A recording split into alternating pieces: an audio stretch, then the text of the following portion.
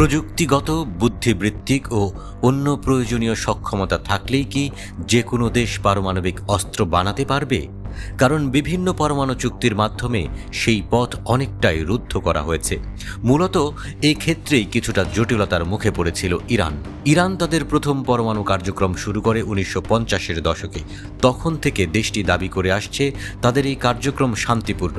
পারমাণবিক অস্ত্র তৈরি তাদের লক্ষ্য নয়, এমন দাবি করেই পারমাণবিক অস্ত্র তৈরির দিকে ধীরে ধীরে এগিয়ে যেতে থাকে ইরান। এমন পরিস্থিতিতে 2015 সালে বিশ্বের শক্তিধর দেশগুলোর সঙ্গে পরমাণু চুক্তি করে ইরান।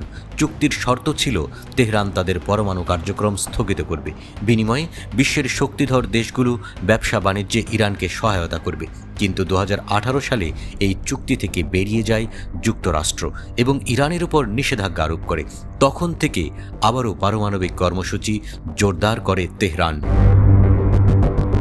আগের যে কোনো সময়ের চেয়ে বর্তমানে রাশিয়া ও ইরানের সম্পর্ক পশ্চিমা বিশ্বের মাথা ব্যথার কারণ।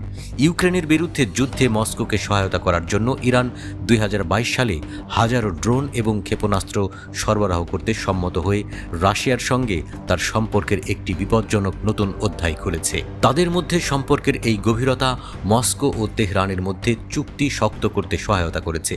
যুক্তরাষ্ট্র, ইউরোপীয় ও মধ্যপ্রাচ্যের গোয়েন্দা কর্মকর্তারা নাম প্রকাশ না করে বলেছেন, রাশিয়া তার মিত্রকে উন্নত যুদ্ধবিমান ও আকাশ প্রতিরক্ষা ব্যবস্থা দিয়ে সাহায্য করার প্রতিশ্রুতি দিয়েছে।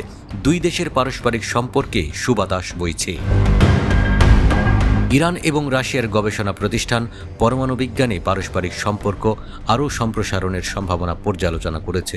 ইস্পাহানে পারমাণবিক বিজ্ঞান ও প্রযুক্তি বিষয়ক আন্তর্জাতিক সম্মেলনের অংশ হিসেবে শনিবার একটি বিশেষ প্যানেল অনুষ্ঠিত হয়। এই প্যানেল চলাকালীন কুরচাটভ ইনস্টিটিউটের বেশ কয়েকজন গবেষক এবং বিজ্ঞানী নতুন বিজ্ঞান ও প্রযুক্তি বিভিন্ন ক্ষেত্রে তাদের সাম্প্রতিক গবেষণা অর্জনগুলি উপস্থাপন করেছেন।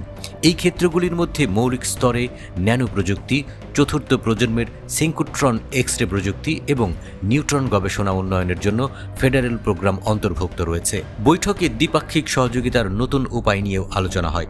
ইরানে পারমাণবিক বিজ্ঞান ও প্রযুক্তি গবেষণা ইনস্টিটিউট NSTRI প্রতিষ্ঠিত হয়েছিল পারমাণবিক বিজ্ঞান ও প্রযুক্তির বিকাশের জন্য দেশটির চাহিদা মেটাতে। ইরানের বর্তমান পরমাণু নীতি হচ্ছে পারমাণবিক অস্ত্র তৈরি, সংরক্ষণ কিংবা ব্যবহার না করা। কিন্তু এই নীতির পরিবর্তনের অর্থ হচ্ছে পারমাণবিক অস্ত্র তৈরি, সংরক্ষণ ও প্রয়োজনে তা ব্যবহার করা। ইরানের strategic council on foreign relations বা SCFR এর চেয়ারম্যান কামাল খাররাজি কাতার ভিত্তিক নিউজ চ্যানেল আল জাজিরাকে দেয়া সাক্ষাৎকারে এই হুঁশিয়ারি উচ্চারণ করেন। তিনি বলেন, ইহুদিবাদী ইসরায়েল যদি কোনো ভুল করে এবং ইরানের পরমাণু স্থাপনায় হামলা চালায়, তাহলে তেহরান তার পরমাণু নীতিতে পরিবর্তন আনবে।